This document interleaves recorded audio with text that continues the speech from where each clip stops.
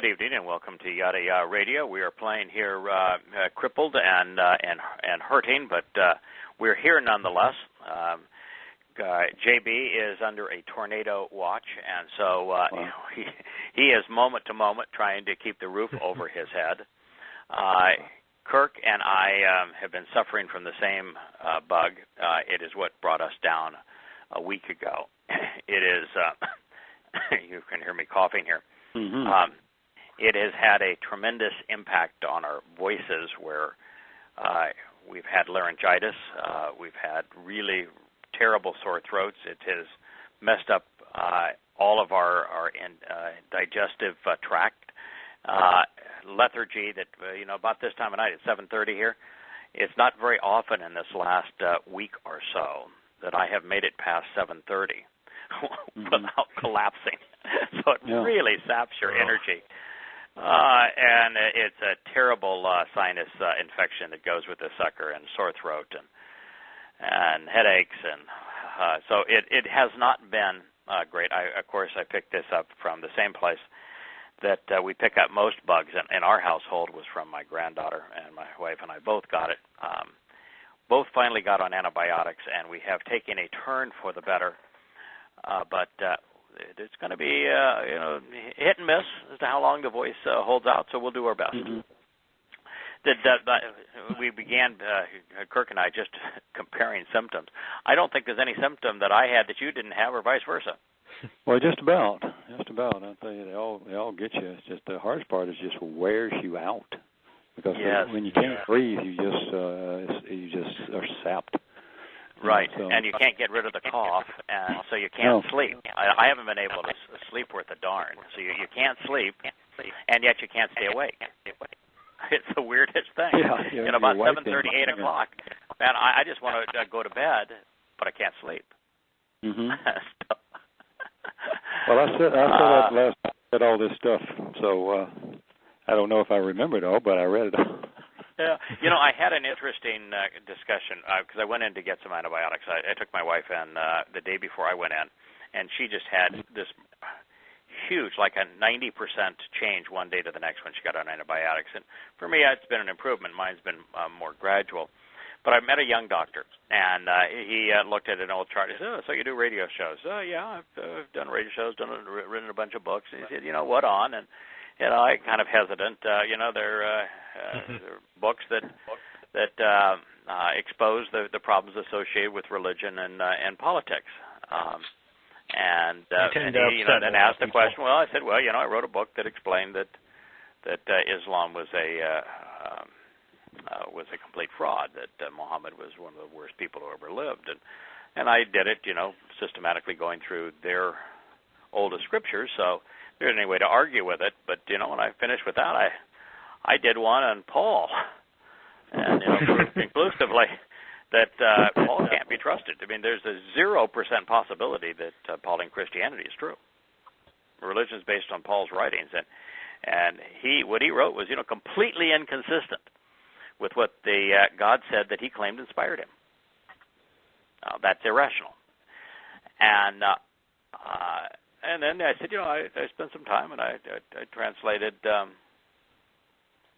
significant portions of the Torah, prophets, and Psalms from the oldest available manuscripts. And what I learned is that our translations can't be trusted, and that, but more profound than that God hates religion. That he doesn't want people bowing down to him, that he doesn't want to be worshipped. And you should have looked at the expression of this man's face. He's a medical doctor, and he goes to church every Sunday. Yeah. And all he would say is, "I knew it. Really? I go to church because I feel this obligation to go to church. And I know what I'm doing is ridiculous. And I'm sitting there and I'm just dying 1,000 deaths because I don't believe what they're saying. And I don't want to be there. And I'm wondering, why would a God that created me want me to bow down to him?" And he said, and then, they're all telling you that, he says, "My wife was diagnosed with cancer yesterday. And, the whole church community is telling me, that, this is all in God's hands. He'll take care of it. We'll all pray for it." And I said, "Wait a minute. How is that possible?" They're not suggesting that God gave her cancer. They're not suggesting that God's going to cure her cancer. Where is the free will if that's the case? Yeah. True. And so we just went through this, and he just says, you have removed all of my anxiety, all the fears, all the concerns, all the questions have just been laid aside. I said, and so we talked about the terms and conditions of the covenant, and why people go to church. It makes them think that they're going to meet their dearly beloved, in the afterlife, or that they're going to avoid hell. But what value is there in believing in something that cannot possibly be true? And so it was really quite the experience with the doctor. We'll see to see if he does anything with it. I gave him my email, and we'll kind of see how it all transpires. Well, speaking of the actual God who created the universe, explained exactly what he wants. His will, all laid out for us to see. The purpose of creation, the purpose of our existence, specifically what he is offering us, and precisely what he is asking in return. The answer to man's most important questions. What's the purpose of life? Why am I here? Is there a God? Is there an afterlife? If there is one, how do I come to know who God is, what he wants, and what he's offering in return? It's all laid out in the first book of the Torah, Bereshith, in the beginning, in the 15th and 17th chapters. Everything. It is one of the great mysteries, I think, fellas, that this has been there for 3,450 years. And in 3,450 years, there's been no frank, open discussion of it. Yeah. Even Dode's letters, his lyrics to his songs, while they do many things, explaining the terms and conditions of the covenant, what God is offering and asking in return, is not one of them. His life symbolizes it. It embodies it. But that's not one of the purposes of Dode's writings to us. Mm-hmm. Dode's writings were highly prophetic, speaking, explaining, providing an eyewitness account to what would happen during the fulfillment of Pesach, Matzah, and Bokurim, and even Shabuah. Mm-hmm. But he doesn't reference the Mikra. He just explains what's going to happen, and you got to make the connection. He leaves the connection out. I think he leaves the connection out for good reason. If you can't make the connection between what he is saying is going to happen and those dates, then you really don't know enough. You don't know enough to act upon the conditions of the covenant, and shouldn't be acting on them. So he's like the best of all teachers. He says, I'm going to give you all of the clues, all the information you need to come to understanding, but I'm not going to give you the answer. I'm going to give you all the information, and you come up with the answer. You put it together. And if you look at his explanation of how to observe the Torah, whether it's the Psalm, what we call Psalm 19, that explains the role of the Torah in our lives. It's perfect, and it's the means to save us. But 119 is really an instruction manual on how to observe the Torah, on what's important in the Torah, and how we ought to approach the Torah. That's really what it does.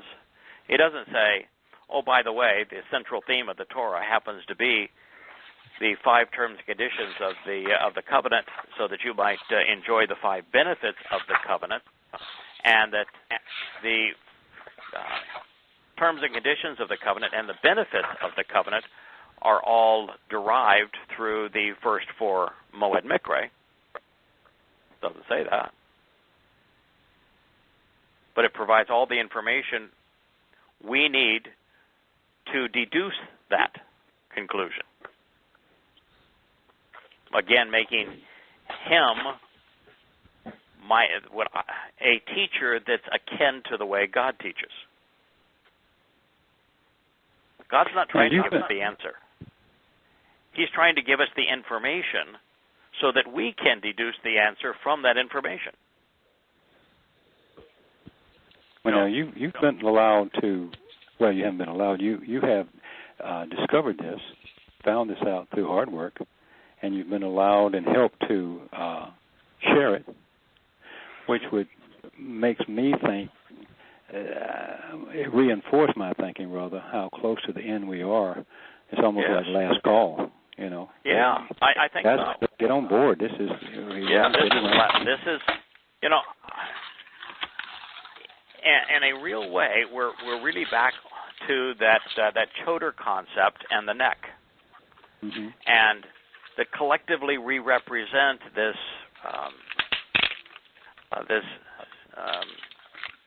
tertiary branch off the branch that is Dod and Yosha. You know, the 2 main branches of the tree of life are Yosha and Dod. And that we are way out there on the tip. Mm-hmm. Way out there where it's now catching the sunlight and the breeze. We are collectively choters, little stems off of those main branch. And, you know, I would, I have no right to claim this, but, I'm just giving you some transparency into my thinking. I kind of think that off the stem of Dod, the branch of Dod, that I'm maybe a little stem, little twig out there, that is now reflecting the light. You know, it's processing the light as leaves do on stems, and I just think that's where we are on that enormously important branch. We're an insignificant stem, but this is a time that either people put it together or it's too late. Mm-hmm. I mean, there is no more time. Right. I mean, in the Roman pagan calendar, it's 28 8. That means at the very most, we are like 9 years to the tribulation beginning, 8, 9 years.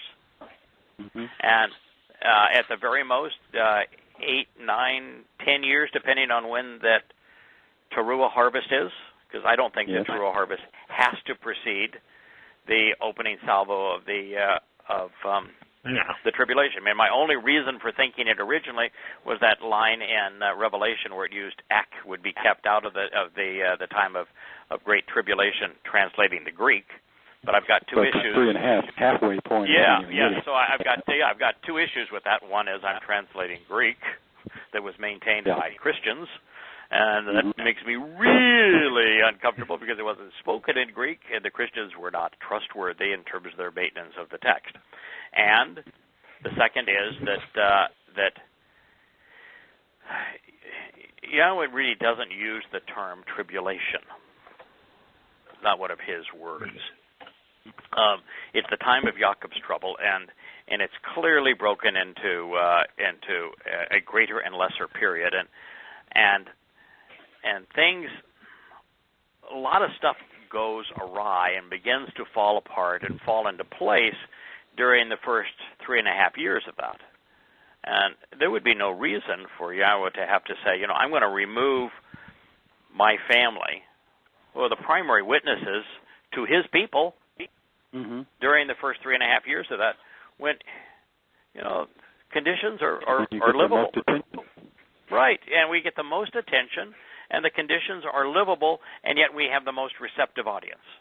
So, and as you translate Yeshaya 17 and 18, and you get a sense of the timing of things, that harvest is after the thinning of Yisrael at the waist, and right before the all-on assault and the attempt to slaughter Jews en masse. So, the second half of the Magog War could well commence, closer to 2028 and 2029. So, my thinking has changed on this. Now, part of it is that, I guess evolved is better than changed, right? Is because of the fact that of two things. I'm really not ready to go. So maybe I'm reading this into it myself. I was once eager to go get me out of this thing. There's just so much going on. You read what's happening in the newspaper with the President of the United States calling the former head of the FBI a slime ball. And you just go, what? And the former head of the FBI said, the president's unhinged. There's no correlation between him and the truth. And you go, what? And so I realized that there aren't more than a few hundred people that have the answer. What a tragedy to pull us out. It just seems like it would be a travesty to it's where we can do the most good, really. Right. We're finally in a position we can do the most good. Why pull us out now? And it's not that Yahweh is asking a lot of us. Just keep the message out there. Keep on communicating it, doing the best you can to learn and share, and occasionally you'll stumble across somebody that wants to listen. And we are reaching a point where, particularly between the fall of 2026 and the early part of 2029, where things are going to devolve to the point we're going to have a lot more receptive audience, particularly amongst Yisrael and Yahudim. And that's really the intended target anyway. And a few more of us Goyim benefit along the way. Oh, by the way, I did get my DNA back, and they have troubles. I used 23andMe or whatever it was, and they have troubles on a number of things that they have that not very good at. But they mostly said I am what I thought I was, which is Irish and English and Scottish and those kinds of things. And they say that there's Eastern European that goes towards the which they say could be anywhere, Mongolia and Siberia. And all that. What they seem to have a real tough time with what they call what we call Indians, the Native American population. They're all traced to Mongolia, Eastern Russia, and so it verifies that I have a reasonable amount of that. But it appears, and maybe I'll take another one day. But I've always viewed myself as someone grafted into this.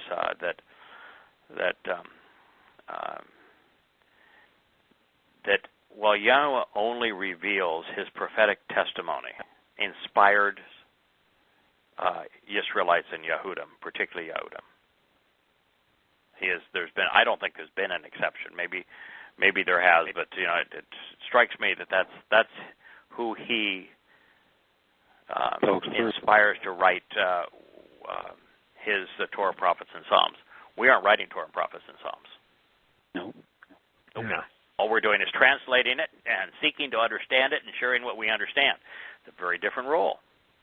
And in that role, it strikes me that with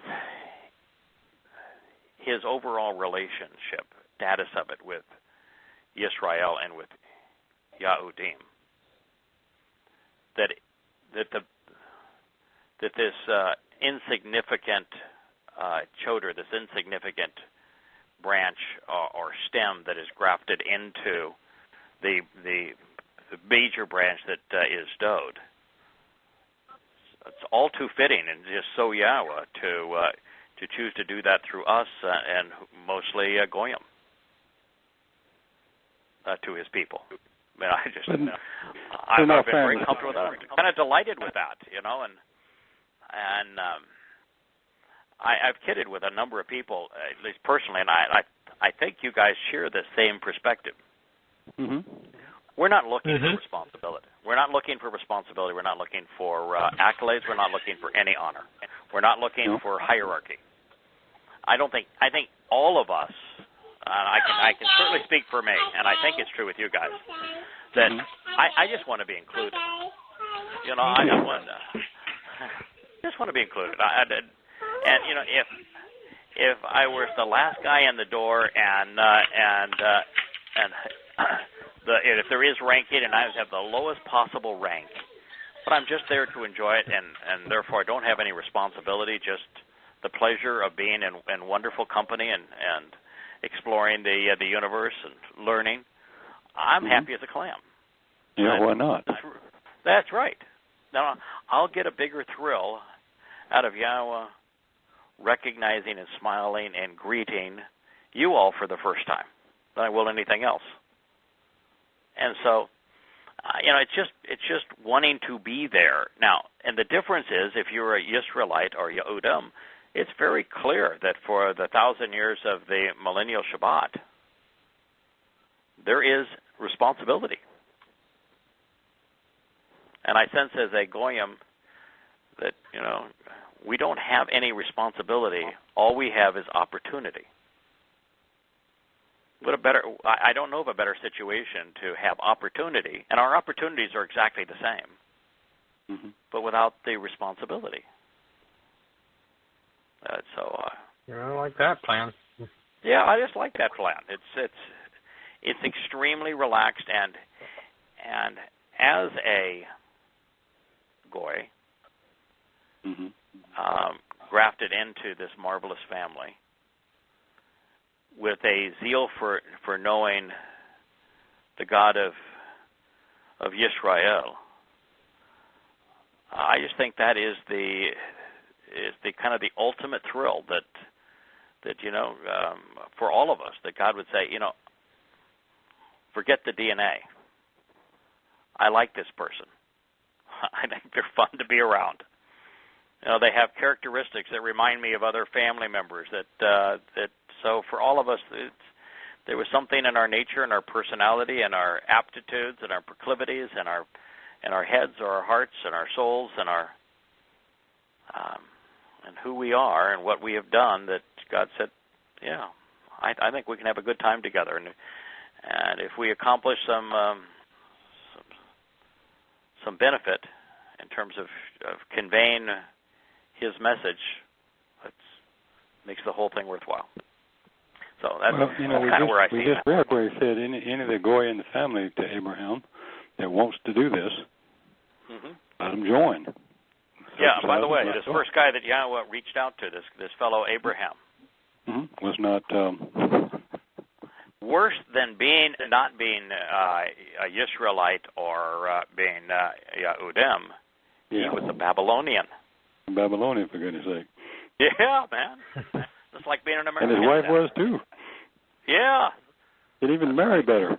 Yeah. Right. So. Right, and it's that's kind of like being an American today. That's what that is. And so, Abraham is proof positive that if God finds somebody that He wants to work with, form a relationship with, get involved with, adopt into His family, your DNA is irrelevant. Ain't gonna matter. Right. The only place, there are some things that matter in terms of the gift of the land of Yisrael and what it represents. and in terms of being his inspired witnesses. And we, one of the things we want to be really careful of too is the use of what does the word inspired mean. And there's 1,000 unique insights that haven't been discussed in 2,000 years that have been part of these books and our programs together. Mm-hmm. We didn't come up with any of those on our own. We simply read the text, thought about the text, compared it to other things in the text, and drew a reasonable conclusion. But I'm not here to tell you that we did all that on our own. Mm-hmm. So there was enlightenment and inspiration that comes as one of the benefits of the covenant all along this process. But that's different than someone speaking for Yahweh. Yeah. We can speak and say, this is what Yahweh said.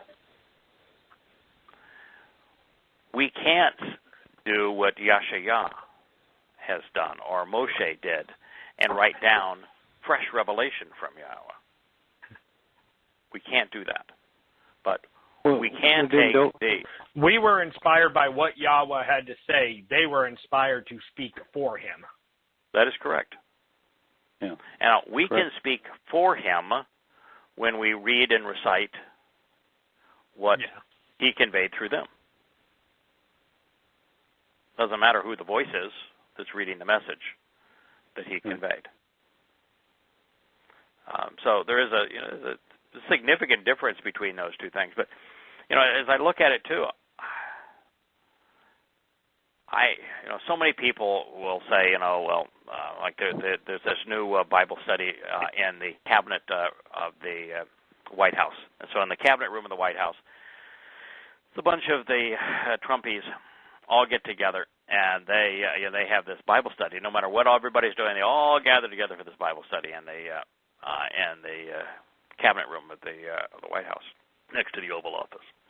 And the guy that's leading that was challenged on Old Testament law and how his view, because he said there's no women allowed, no women can speak. He said, well, Scripture says there's different roles for women, and they aren't to be Bible study leaders, so he's quoting Pauline doctrine, of course. Mm-hmm. And then he was challenged on some of the things in the Old Testament that was law. I said, well, those things pertain to Israel. They don't pertain to us anymore. Never mind that whole, there is but one Torah for the Jew and one Torah for the Gentile. There's only one Torah. The guy that they named their religion after, they got both names wrong, but Jesus Christ. So they call themselves Christians. And in his first public address, he says, do not think that I came to annul any part of the Torah. I came to affirm it. Not a single letter or any portion of a letter will be done away with, so long as the heaven and earth exist. So how do you get to call yourself a Christian and renounce what he said?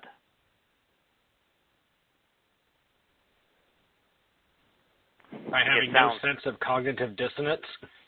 Yeah, that's correct. Yeah, to be stupid. It's utterly and completely stupid. Everything he said pertains. Now, that does not mean that if somebody picks up sticks on the Shabbat, that JB, you're to go pick up a stone and try to kill him. No. And what that means is that in Israel, at the time this was given, that was Yahweh's instruction. We don't have a single instance of it ever being carried out, by the way. And so it was his instruction to convey an important truth. If you're trying to work around the instructions on the Shabbat, you're going to die.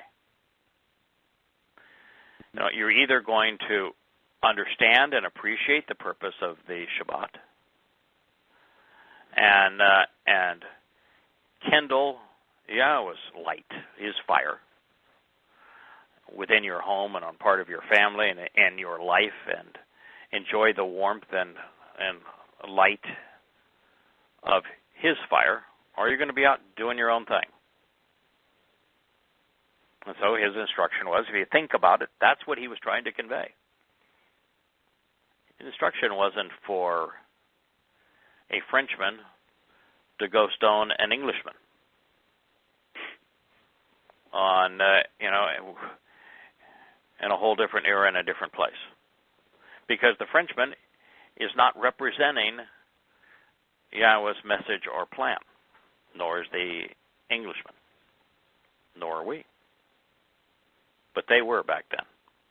Mm-hmm. Yeah. As Yahweh was leading them and trying to convey his purpose through them. But none of the Christians have the good sense to explain it that way. They just can't get rid of Paul, can they? I mean, that's really the bottom line. They just cannot the bottom line divorce themselves from Paul. I never saw the attraction from the start. I did all the Christian things. I just didn't understand him at all. I just don't understand this. It is contrary to everything Yahweh said. Right. And of course, if you're claiming that God inspired you to contradict everything he said and change it, it's everything. And you're if you're claiming, then you are insane, and then there's no chance that what you're saying is true, because a God who would tell a man to contradict everything he said is not trustworthy. So you can't trust anything he said if, in fact, it were true, and it's on its face, it's preposterous.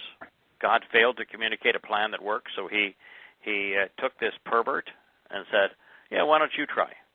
And, oh, by the way, I was just there, just like, 30 years earlier, I was there, and I reaffirmed everything that I said. I walked the walk. I became the living embodiment of the covenant, and of Pesach, and Matzah, and Bakurim, and Shabuah, and the Shabbat. And I affirmed every word of it.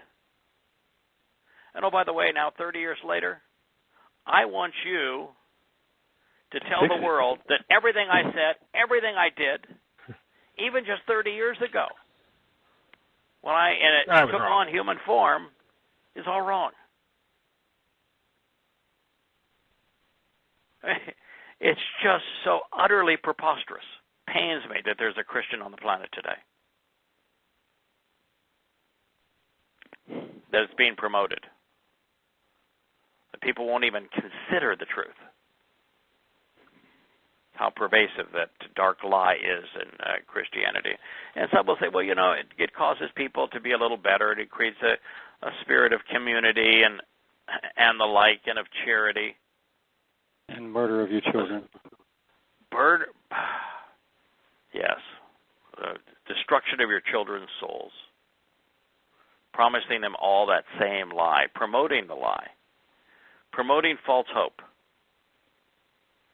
Leading people away from the truth. Even precluding their ability or will, desire to even consider the truth. I just don't see any part of that any of that is good. This puritanical ethic that's so woven into our society and laws. It's like God was the ultimate cosmic killjoy. Let's see. I'm going to create for man something that man is going to see is the most desirable and beautiful thing in the universe. And then I'm going to say, no, don't you touch that. Don't you be looking at that. Don't you be desiring that. I just made that to tease you, to torment you. Yeah. You better be covering that up now. Oh, come on. I mean, it's just, the whole thing, it just trips my mind. And to think that God wants people to be restricted by laws as opposed to be liberated. That he wants them to believe because, well, the truth isn't evident, as opposed to no. That to worship him is instead to stand on your feet and walk side by side and enjoy his company. To lift him up in praise as opposed to be lifted up by him.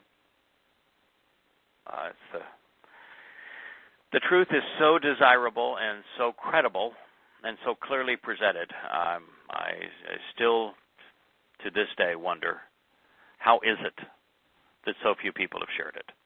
Well, this is Bereshit 17:7. The speaker is the creator of the universe. He's telling you what he wants to do, what he is going to do.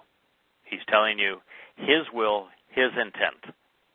So, if you have any interest in knowing him, if you have any interest in spending time with him, you may want to listen to what he has to say. And I shall take a stand to establish, confirm, and raise. Wakum. You know, this shouldn't be a tough word, right? Wa just means and, in addition. Yeah. Kum. Well, where do we hear kum? Stand. In today's... Kumbaya. Kumbaya. Yeah, kumbaya. Of course, they follow it. Kumbaya, my Lord. My Lord. As opposed to kumbaya, Yahweh. But kum. Stand with. Rise up to. Kum. I will take a stand. Confirm and raise. So I will validate and honor. Setting up, constructing and building. Fulfilling and accomplishing. Carrying out and restoring. Encouraging others take a successful stand to rise up. Therefore. Kirk, I know you've been under the weather here, but it would be like you to have examined Kum. Mm-hmm. What did I get wrong in that amplified definition, or what did where are my errors of commission or omission? What did I leave out? What did I get wrong? Well, I can't find much. I can't find anything really. If you, it's to assume an upright position in order to continue or establish something. So that would be in standby, as in stand with. Right. You've got a morning sun, or you could have a morning or the sun going down, with order, or with. So we use the M a lot. Yeah, I think, and I'm not positive here, but I think that you're talking about the Q. The Q is drawn with the sun on the horizon. And it's been a while since I really examined that closely, but I think the sun on the horizon is only indicative of the rising sun. Mm-hmm.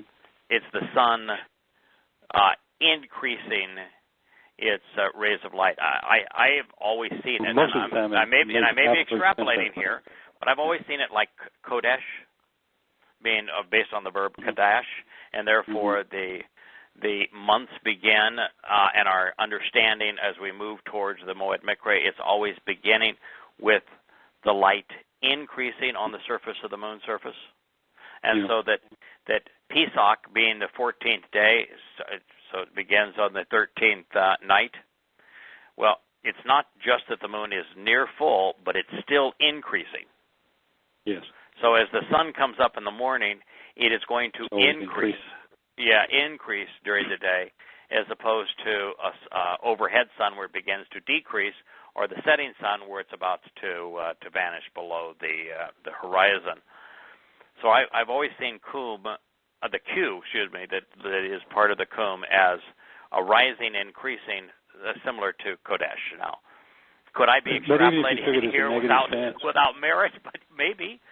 But well, even if you took it in negative states, the day starts at the evening sundown.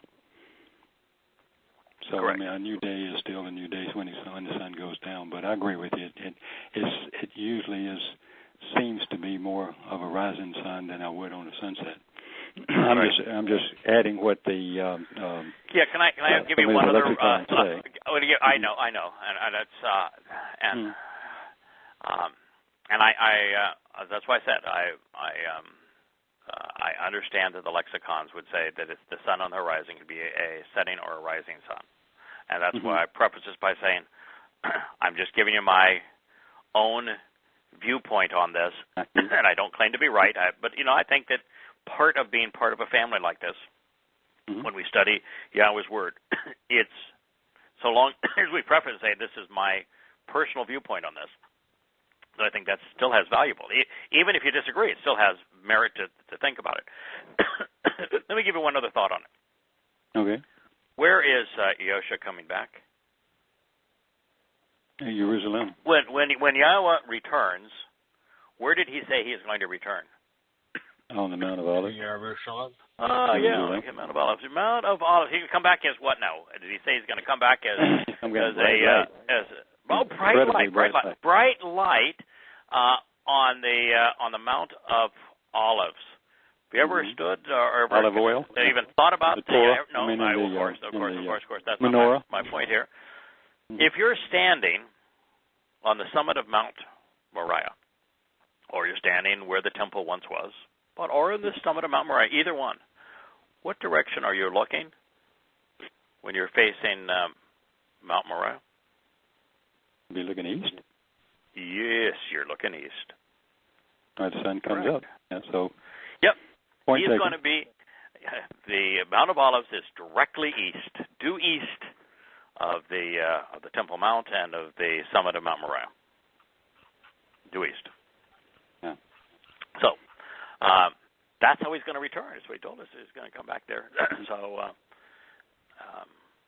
that's well, all the ancient Hebrews oriented themselves by the east, not by the north as we do.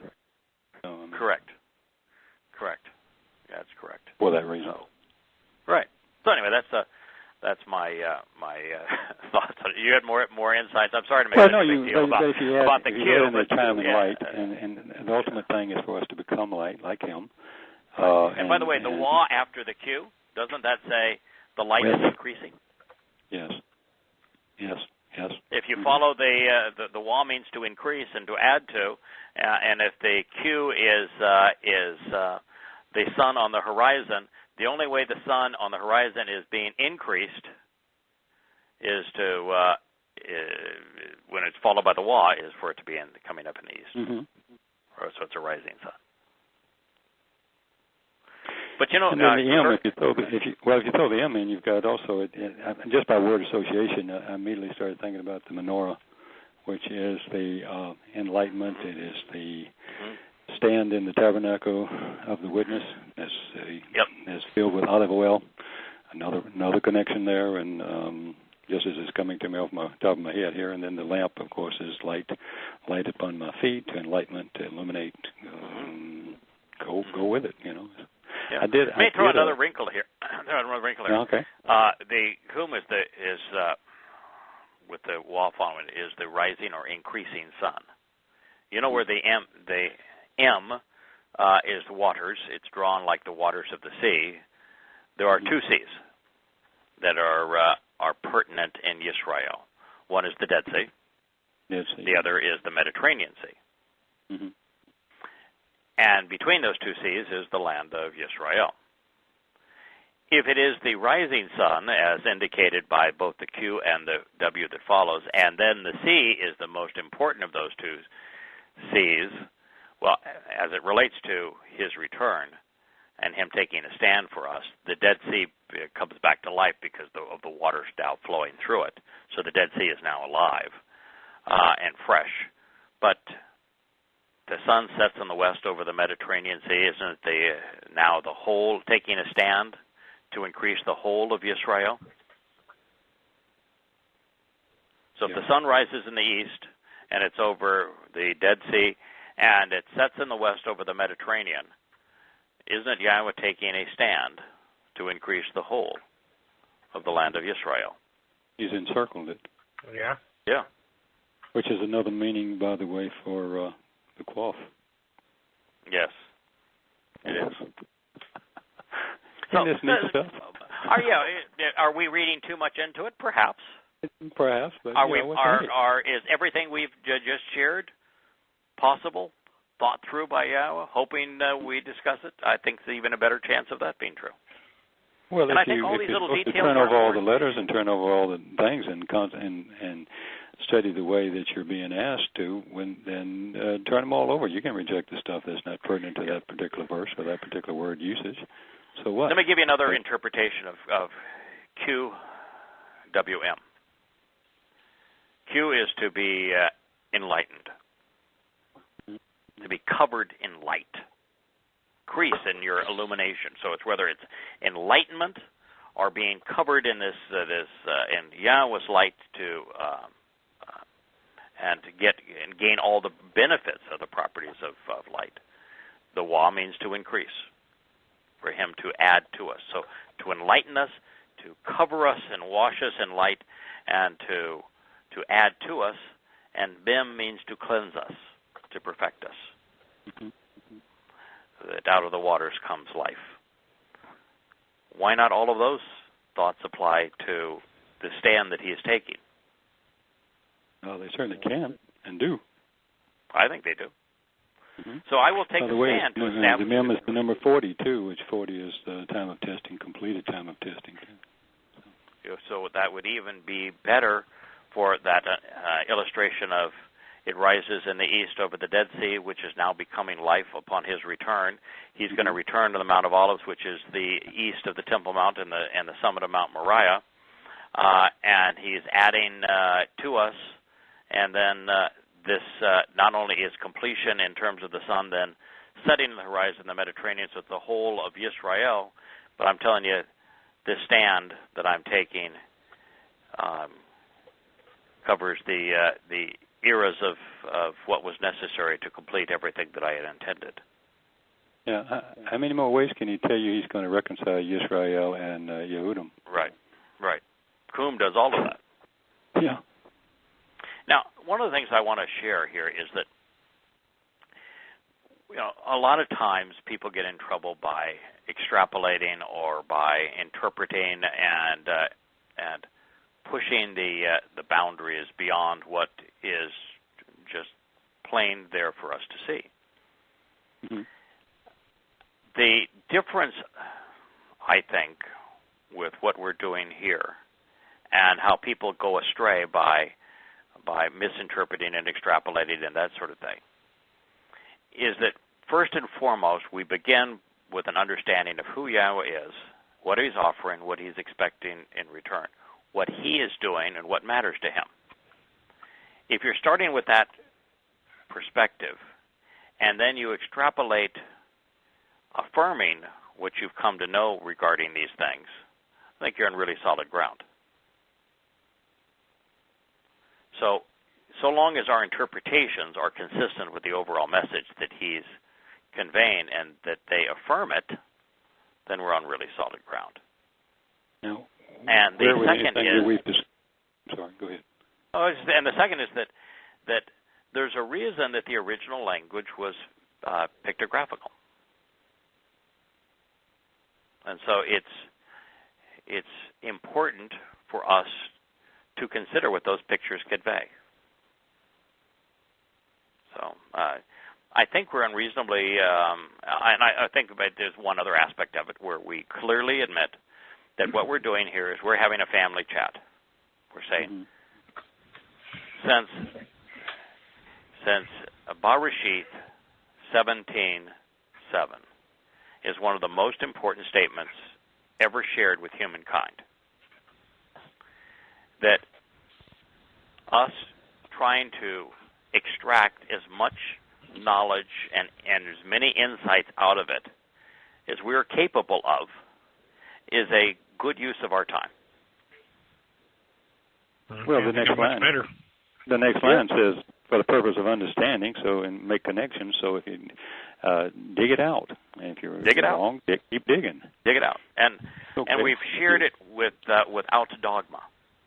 Yeah.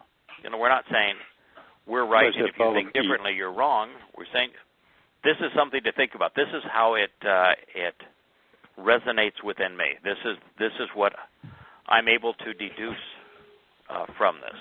And if you have something different, wonderful. So, and I will take a stand to establish, confirm, and raise. Therefore, raise is, by the way, a really important part of Qum, and raise is a family term. We raise our children. You know, interesting, too, we think of the term raise in terms of family. That's the whole thought process associated with giving them birth, providing food, shelter, instruction, guidance, clothing, support, education, helping them, go through crawling, sitting up, crawling, standing, walking, running, developing the skills to succeed in life, and most importantly, to come to know Yahweh. All of that is encompassed within the term raise as it is you raise children. But think of the word. The word raise children speaks of rising up, doesn't it? Mm-hmm. Of helping them take a stand. Mm-hmm. The very thing that Yahweh wants to do with his covenant family. He wants to raise his children, nourish them, protect them, educate them, guide them, support them, and get them on their feet and walking with him. So the term raise is more than just go from a lower position to a higher position. It's a wonderful term in the context of family, and this is about Yahweh's covenant family. So I think we need to look at raise as far more than just going from a lower position to a higher position. It's a family verb. Mm-hmm. F means therefore, in accordance with, in association with. So I'm going to take a stand, confirm, and raise, validate, and honor, fulfill, therefore, in accordance with this association, my covenant family. Berith Ani. Well, that's a real problem for Christianity. Mm-hmm. Because Yahweh speaking in first person. There's no denying that. And Ani means my. Mm-hmm. So this covenant wasn't with the Jews, was it? Nope. See, Yahweh's covenant whoever he offers it to. Yeah, it's Yahweh's family. There's no Jews around for him to offer to in this statement. Right. It's Yahweh's family. So do you think Yahweh had a family and he failed as a father? That would be unbelievable. That's not. Yeah. No, it's not. No. You think you can conceive a way to make a six-dimensional universe and conceive life and give that life free will and intelligence and ability to communicate. And you do all of that and then take the time to intervene to communicate with this life, and you can't raise a child? You're incapable of enabling those that you did all this for to come to know you and to spend time with you? I will tell you, when it comes to creating a universe and then creating life with this capacity and then sharing the message, you can't attribute the first of those things and say, "Nah, he failed in the second." It was all for naught. He needed Paul to change all of that, or Muhammad to change all of that, because it was just he had a really bad plan. Too absurd. No, it's his family. So, you want to be part of his family? You know, when we raised our sons and we established rules of conduct, it was our home. We had the right to establish rules. You couldn't walk in our home with mud all over your feet. Take your shoes off or wipe your feet outside the door. You were not going to come in our home and use vulgarity. It's not because I've got any issue with vulgarity. It's just it's not a proper way to communicate within a family. There are things, if you wanted to be in our home, you're going to have some responsibilities. You're going to take out the trash, you're going to do the dishes. There's just things you're going to do. Our home, we set the rules. You're not going to do drugs in our home. You want to do drugs, that's your choice. Not going to support it, but you're not going to bring drugs into this home and do them. So, do you think, since it's Yahweh's home, that he shouldn't be able to establish rules and say, the mud and muck of religion and politics that have made the world so miserable for so many people and deceived so many people, I'm not letting you come into my home with it. If you want to squander your life misleading people, you have no interest in knowing me, I don't want you in my home. You're going to use vulgarity, which would be the names of other gods. You're not doing that stuff in my home. It's his family. It's his home. Yeah. Bereth is only one letter different from Be'eth. There isn't one person on the planet that's going to say that Be'eth means anything other than home or family. Mm-hmm. That is the only meaning of Be'eth, home, family. Household, home, family, and household. That's it. Bereth adds a Rosh. So in the myths of the bee, which is depicted as a family home, mm-hmm. And Yahweh's hand reaching down and out, and the TH, pardon? The T. The T. The tall. Yeah, the tall, a TH sound is in both words. And how's that depicted, Kirk? It's a pole or beam, doorway, perhaps, a signpost to mark. Yeah, it is. Pretty cool it's stuff. the upright pillar that would hold up the temple. The home. It has the horizontal piece on it, which is the lintel of the doorway, the upright pole upon which he enabled us to be part of his family. It's the upright pole that he endured to create the doorway to life. Mm-hmm. Yeah, it's all of those things, and all you're adding to that is an observant person. So the covenant is the observant person within Yahweh's family that's reached up and grasped hold of his hand. It's part of his home, which is the Be'eth that depicts a home, and the TH is the upright pillar that holds up that home, that enlarges it, that makes it secure, and is the doorway to life. So all you've added to family is the Rosh, which is an observant individual. Eyes. It's pretty telling, don't you think? Right, ears, yeah. Mind. Pretty telling. Pretty hard to miss that one, right? So what's his does he want you to do for your life? What do the Christians always say, what's your will for my life? To get to your home?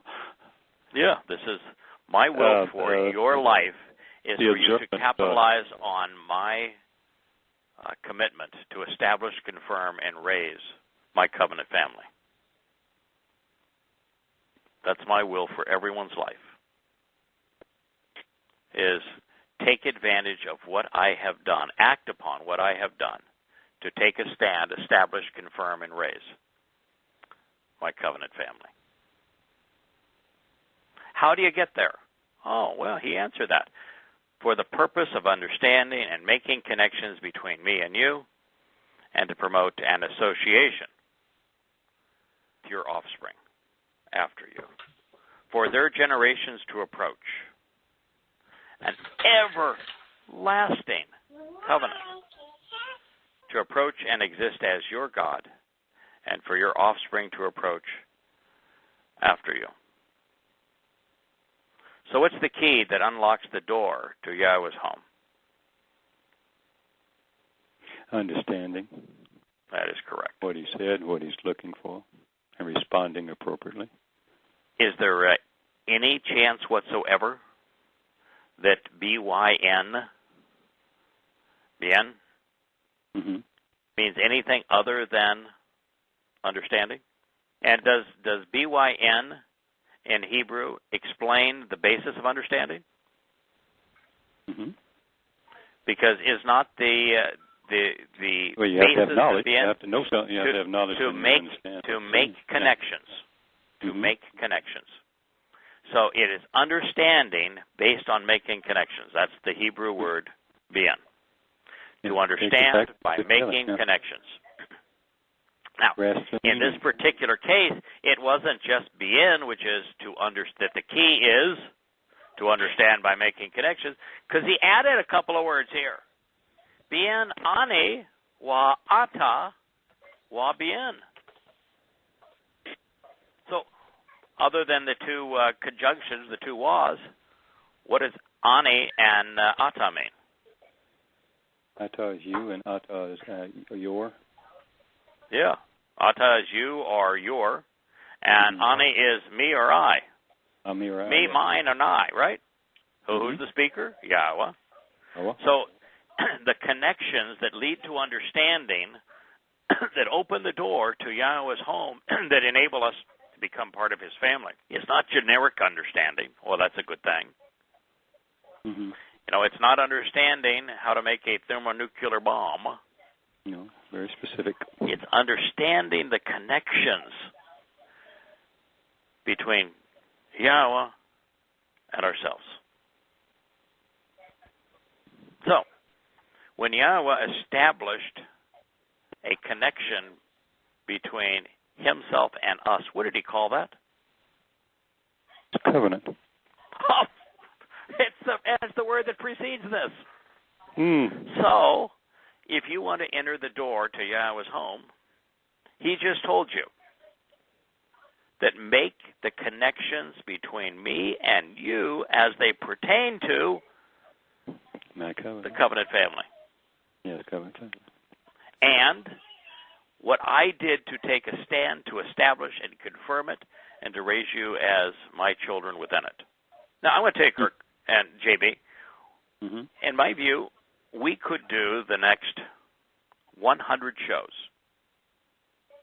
and never get beyond this one statement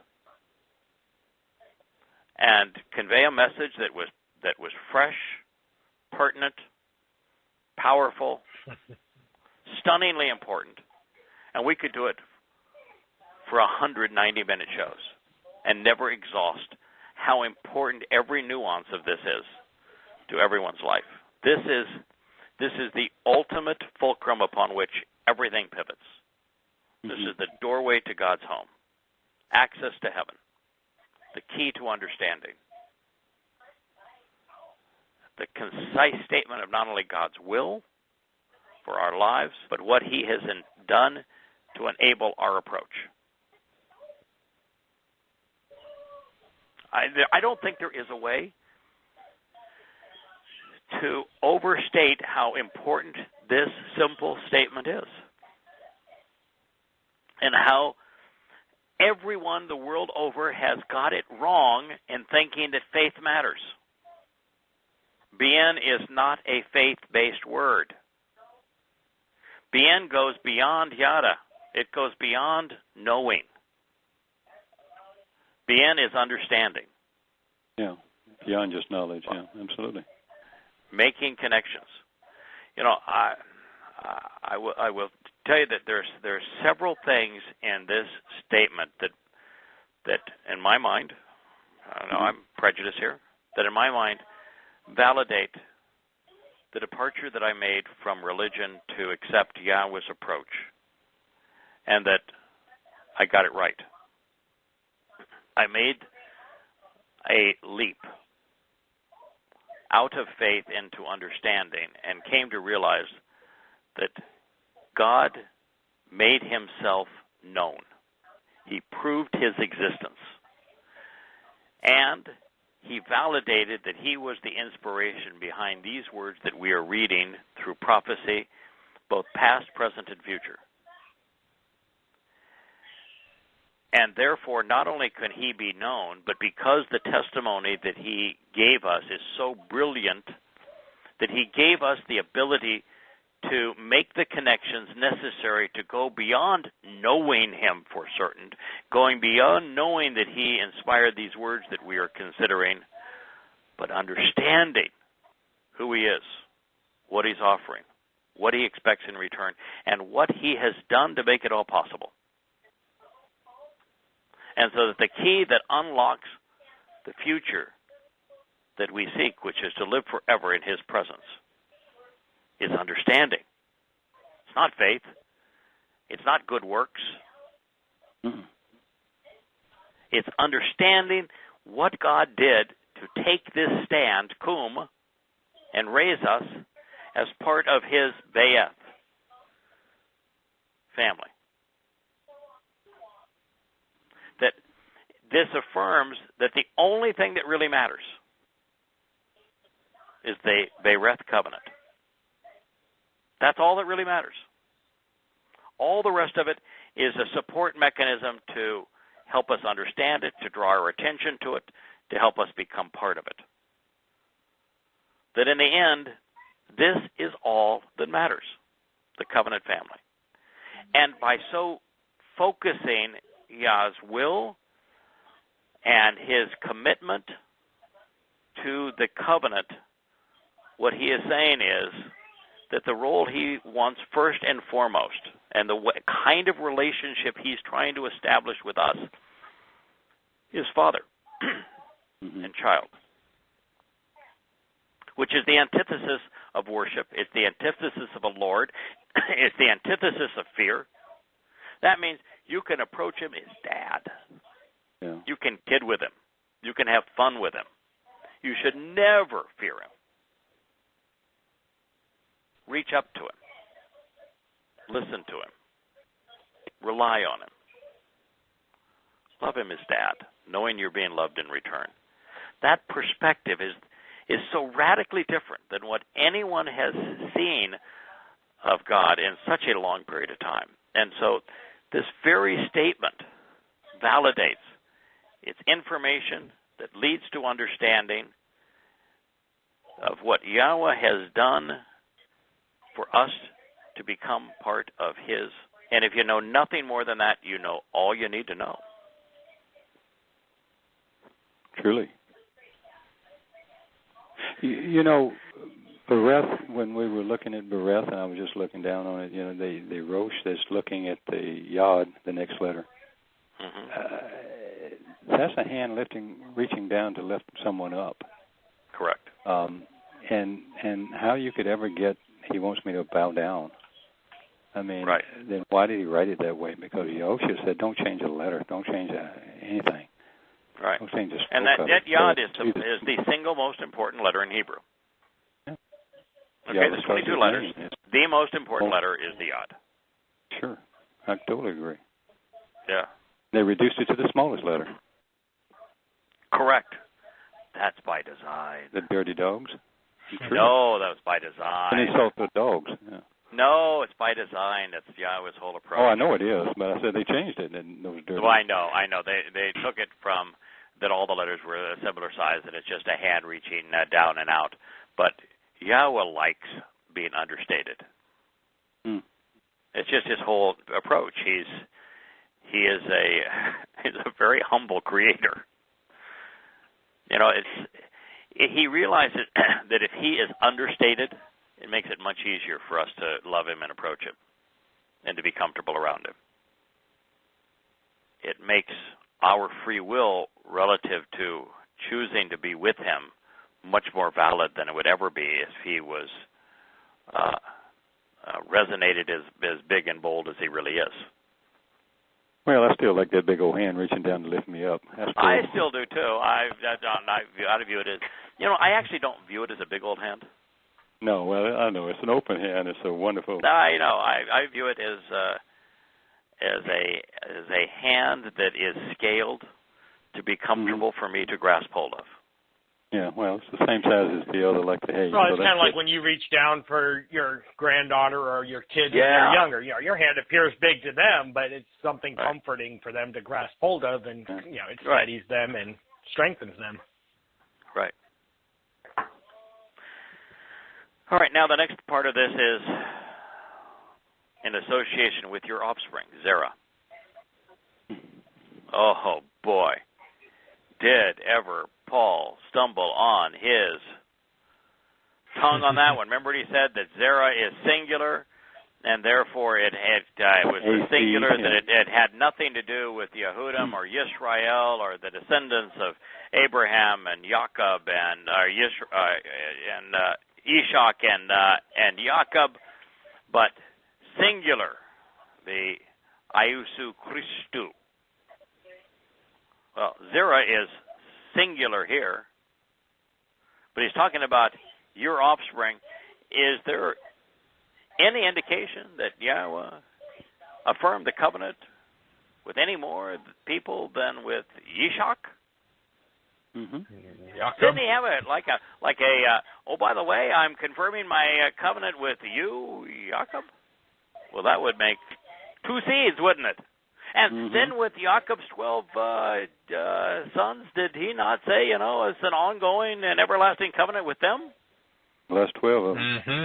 Yeah, that's 12, and then of course you've got the low being 13, plus Jacob is 14, plus old Yishak could be 15. Well, that's 15 seeds.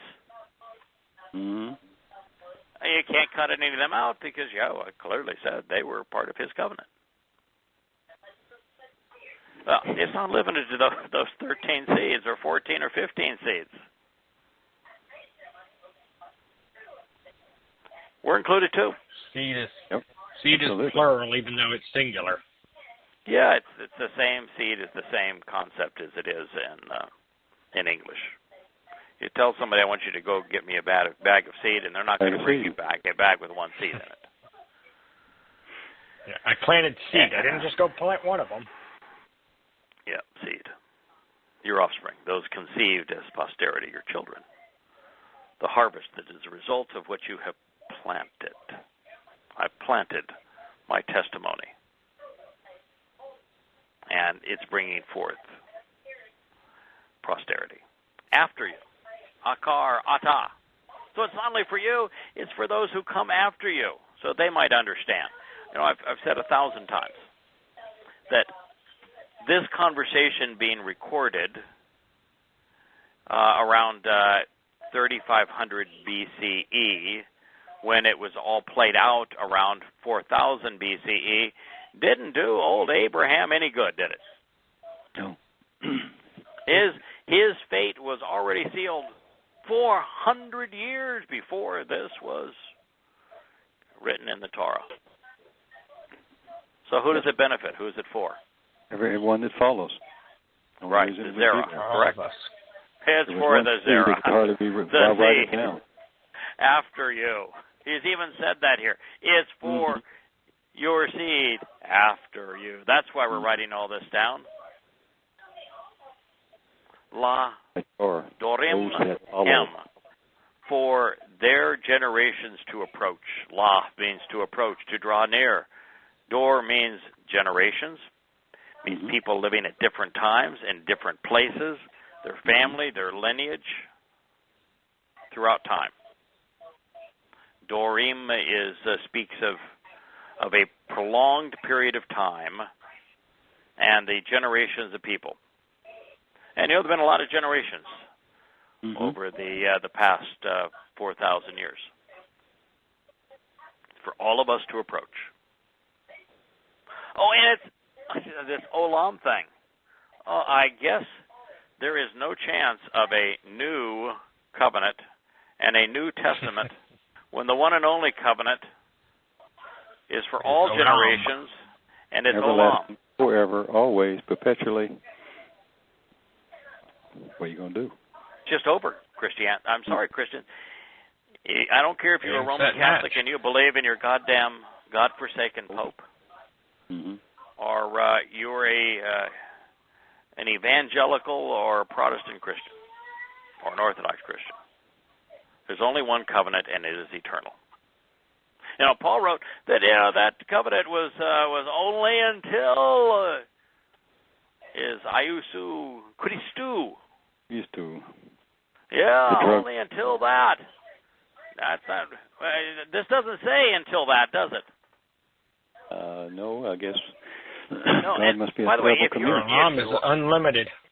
Right, and if you're God and you're an eternal being, and you're offering an eternal existence, and you say that this family is olam, does that mean that it's even governed by a human conception of time? No. Doesn't olam? And why would you want it to be? Correct. If you're eternal, why would you want anything you set up not to be eternal? You know, what is the single most painful thing a human being can experience in their life? Death of a child, or? Loss and burying a separation. child. The death of a child is the single most painful thing that any individual can endure in their life. Why would Yahweh want one of his children that he's adopted into his family to die? Well, there'd be no poor person doing all this if there wasn't. Correct. So what he's saying is that this covenant family, though the offspring that have approached throughout the generations based on understanding of what God has done to create this covenant family, he's saying that not only is the covenant forever, but so are those who approach through understanding. They too are forever. And there's not only no other way to interpret it,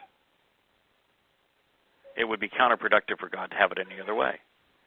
And in so doing, he has completely, in this statement, negated the two most popular religions in human history. Christianity and Islam are wholly and completely destroyed by this one statement and this one word in this one statement. It is irrational to be a Christian or to be a Muslim. Both of them claim that these words were inspired.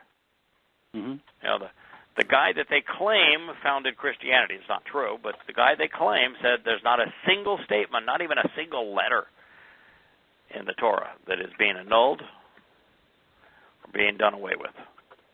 Therefore, the one and only covenant is Yahweh's covenant family, and it is everlasting. End of the religion of Christianity.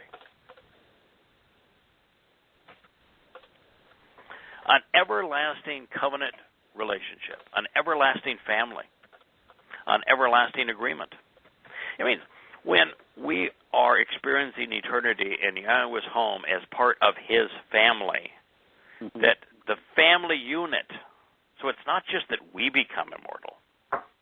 The whole family is immortal. The whole concept of living within a family is how we will relate to each other for all time. We will never be individuals who are not related. We will always be related as family. Yahweh will always be dad. Always. Everyone that is part of the covenant family will either be my brother or my sister.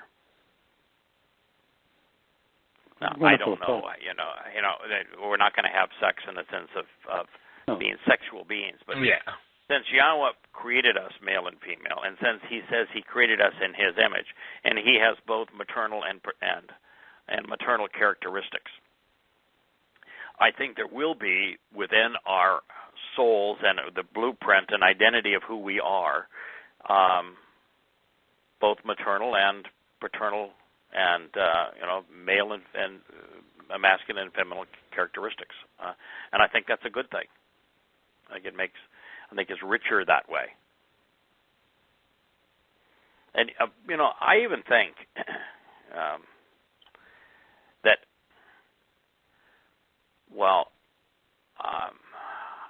the generic perceptions of being masculine, that being driven by reason, being reasonably aggressive, being a little more cerebral than emotional, that enjoying the work that's associated with the providing, that I tend to be masculine in my approach to life, and I think women are pretty, so I'm masculine from that point of view too. But I think we all, and I would admit to myself, that I have feminine characteristics. I can get very emotional. Mm-hmm. I get very, very tied to family. Like my little granddaughter, I can't imagine loving anyone more than I love her. And when she wants to play dollies in kitchen, I'm right there playing dollies in kitchen, and I love it. And so, you know, what we're doing now, this is a nurturing thing. That's just all there is to it. This is a nurturing thing we're doing. Well, if you're going to be like him, he has all those characteristics. Right. So I'm just sharing. I don't know why I'm sharing it at this point, but it just strikes me that we will. God just said that we're going to be a family forever. It's not just that we're going to live forever. We're going to be a family forever. We're going to relate to one another as family together. And within a family, there's a mother, father, and brothers and sisters. My sense is that we all are going to embody both masculine and feminine, and the full flower of all that entails, but that we will relate to each other as brothers and sisters. I think it's just a marvelous thing. But anyway, that's my thoughts on it. So the family is it's an everlasting family. Approach and exist as. So God's saying, I'm doing all this so I can approach you and exist as for the purpose of being your God. You know, okay, Dad is, in this case, more than just another dad. He just happens to be the one and only almighty being in the universe. It's pretty cool when you can claim, hey, you know, I was born into a really good family. My dad's really important, man. My dad's got clout. My dad is really rich. I got the smartest dad. I've got the world's best dad. Oh, by the way, he happens to be God. That's kind of an impressive position. Yeah. That's when he says we're being enriched. Well, how could you be enriched any more than inheriting all that your father has to give when your father just so happens to be God? Right. And one of the beautiful things here about this whole thing is if God's family expands, partly because of what we're doing, but mostly because of what he's done, of course, God's family expands. His inheritance, because he is a seven-dimensional construct and created a six-dimensional universe, it is infinite times, times infinity, times infinity, times infinity, times infinity, times infinity. So to divide that infinite by 100,000 people or 1,000,000 people versus by 100 people, what you're dividing is so infinity times infinity times infinity times infinity times infinity, that there is no way to even fathom that you're getting less. As a matter of fact, by having more people there, you have more people to share things with, to enjoy things with, to learn with, to explore with. You're actually increasing. Yeah, you're increasing your inheritance. The larger and richer and more diverse the family becomes, the richer and better our inheritance becomes being part of that family. It is in all of our interests to do everything we can to increase the number of people who choose to be part of Yahweh's family, so long as they approach him the same way that we approach him, which is to come to understand who he is and what he's offering, and come to understand the connections between who he is and who we are, and we approach him to become part of his family. So long as we all do it the same way and for the same reasons, the larger the family is, the richer the experience in eternity is going to be. You're here. As our God, and also for your offspring after you. Bereshith 17:7. You know, it's kind of nice. We just got to the end of Bereshith 17:7. And we've talked about this passage before. My voice is, you can hear it. There's nothing left of it. It's breaking down. And, you know, it's 8:57 on the East Coast. We're 3 minutes to the show ending. I can't think of a better place. Great show. I enjoyed it very much. Yes. Yeah. I have a lot of favorite passages. This could be my favorite. Tells us everything we need to know. Yeah. It's so comforting, so reassuring. It's the answer. I'm going to be sad when we leave. I know we will, but I've enjoyed this very much. As much as anything. Me too. I'm so glad that we're healthy enough to be part of this, and that we've had this opportunity to share as family and just enjoy being part of God's family. Enjoy His instruction to us, His guidance. He's poured His heart. Yahweh has poured mind and heart out through this message. He is saying, this is what I want. I want you to be part of my family. I've done everything I could possibly do to establish this family, to confirm this family, to take a stand as dad to raise you as my children. This is my family. I want you to become part of it and approach me by coming to make these necessary connections to understand this relationship between you and me, and that it's for us to approach Him and to live with Him as family forever, as part of His covenant. Our Father becomes God Almighty. It almost brings me to tears. This is God pouring His heart out to us. The least we can do is appreciate Him for what He has done. And the most rational thing we could do is accept His hand, accept this gift, be appreciative for it, and become part of His family.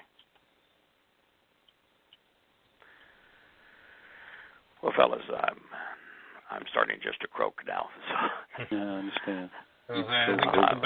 My heart wants to go on. The body is not cooperative. I'm glad the tornado stayed away from you, JB. Yes. Thanks for being part of it. Been rather easy going, actually. Not nearly as bad as I was expecting. Oh, that's good. You okay? Oh, yeah. We haven't stormed yet, so it looked like it was going to go more east of us or west of us than hitting us, but we were technically under, and I figured we'd get some storm at least, but nothing. And Kirk, can I give you just a bit of advice? Sure.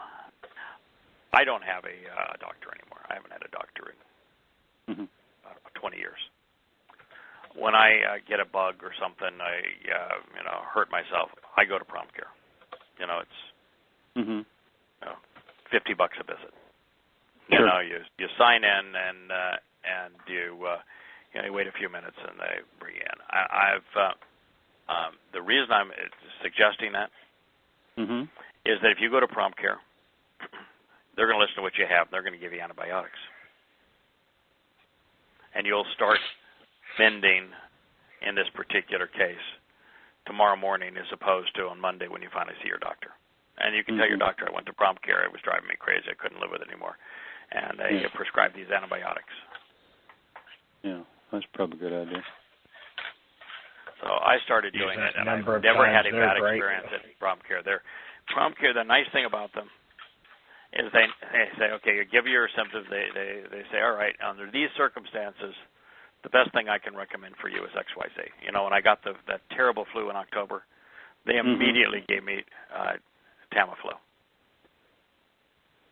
And, it made all the difference in the world. And so,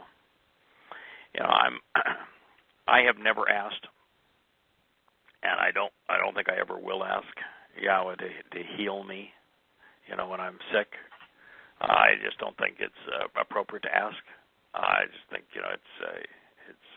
it's just part of living in these bodies. It gives us a perspective of how much more wonderful it'll be to be in a perfect realm. But I do think that there are doctors, and we should capitalize on them. And sure. You may not have in Northern California a good experience with them. I can't promise you'll have a good experience, but boy, I've had good experience with prompt care. It's fast, it's cheap. and they are just so desirous of just helping you feel better. Mm-hmm. You know, when I got that brown recluse this week I thought I might be leaving all y'all earlier, and I wasn't complaining a bit. I wasn't going to ask y'all to help me. Yeah, okay. And when I got that brown, but I woke up the next morning, so I said, okay. That I went to prompt care, and they immediately diagnosed it and gave me the antidote for it. So those folks see a lot of people a day. They're really good at it, and they're particularly attuned to whatever bug's going on, because they'll have. By the time you go in there, like when I went in, the guy said, "Oh yeah, we've been, you're the 10th person of the day, 87th person in the last 3 days that have come in with these same symptoms, and this is how we treated them, and this is how they responded." So they're on the front line of all this stuff, and they're very inexpensive, and it's such a marvelous way to provide health care. Mm-hmm. That's my 2 cents.